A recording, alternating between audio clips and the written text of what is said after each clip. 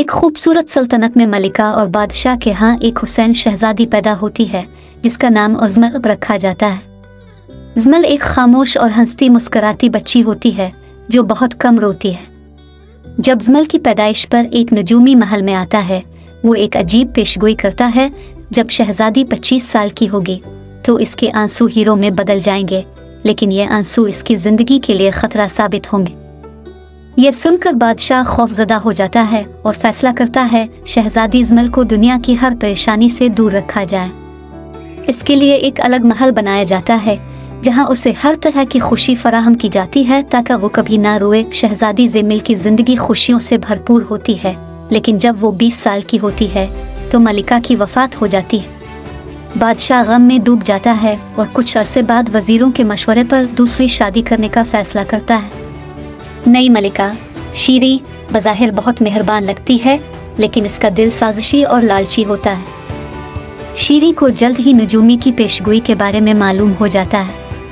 वो अपनी हवस की वजह से अजमल पर जुल्म करने का मंसूबा बनाती है।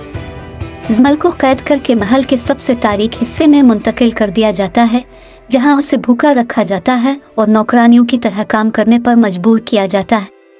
शीरी का मकसद सिर्फ एक होता है, अजमल को इतना रुलाया जाए कि इसके आंसुओं से हीरे जमा किए जा सके।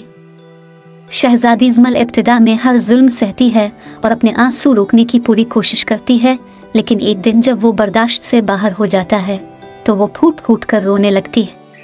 इसके आंसू जमीन पर गिरते ही चमकते हुए हीरो में बदल जाते हैं। शीरी खुश हो जाती है और उन हीरों को जमा करने के लिए जंगली गुलहरियों को पिंजरों में कैद करके इस्तेमाल करती है।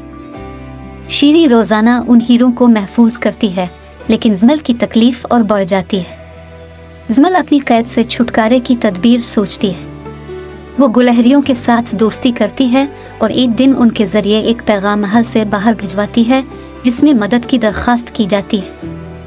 एक बहादुर और नेक दिल शहजादा फरहान महल के करीब से गुजर रहा होता है कि उसे अजमल का पैगाम मिलता है।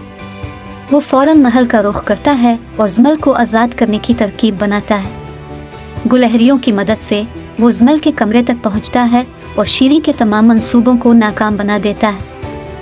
शहजादा फरहान बादशाह को सौतेली मलिका के जुल्म की हकीकत बताता है। बादशाह को अपनी कोताहियों का एहसास होता है और वो शीरी को सजा देता है। अजमल को फिर से इज्जत और खुशी से नवाजा जाता है। शहजादा फरहान अजमल को अपनी मुखलसी और बहादुरी से मुतासिर करता है। दोनों एक दूसरे से मोहब्बत करने लगते हैं और बादशाह उनकी शादी का ऐलान करता है। अजमल अपनी ज़िंदगी में दोबारा खुशियाँ पा लेती है और सल्तनत में अमन और सुकून छा जाता है।